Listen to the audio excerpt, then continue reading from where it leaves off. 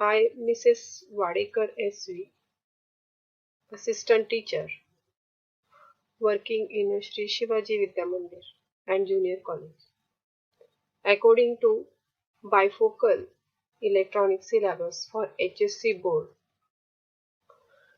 today I am going to discuss about chapter 1st from paper 1, Applied Electronics. That chapter contains first topic, cathode ray oscilloscope.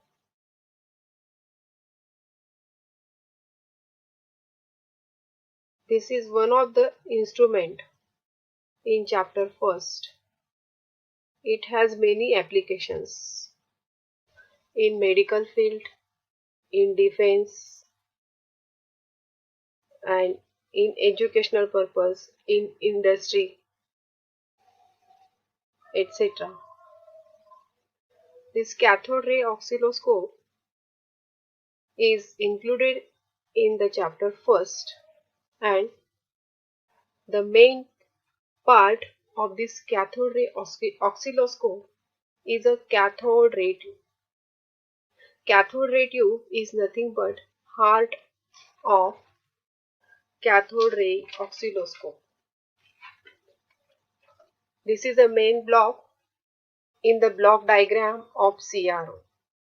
So today we are going to learn about the cathode ray tube.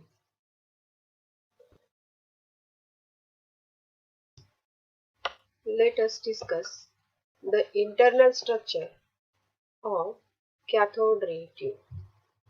Initially, the heater heats the cylindrical cathode, which emits electrons, which passes through a small hole of control grid to form a beam current.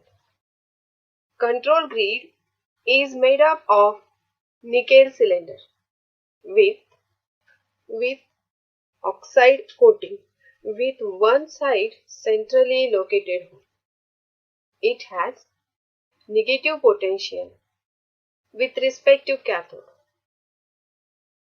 It forms a sharp electron beam.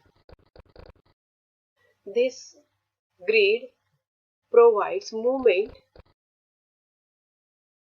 to the beam with sharpness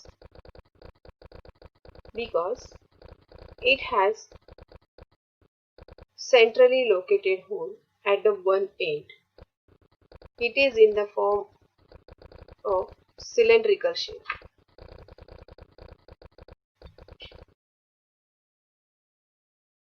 Next to the control grid, there is a free accelerating anode having hollow cylindrical shape with both ends centrally located hole with more positive voltage as compared to cathode. This allows the electron beam to accelerate without any distortion. Similarly, focusing anode and accelerating anode having cylindrical shapes with holes on both sides. These three anodes provides focusing and acceleration to move electron beam continuously, that is without disturbing its way.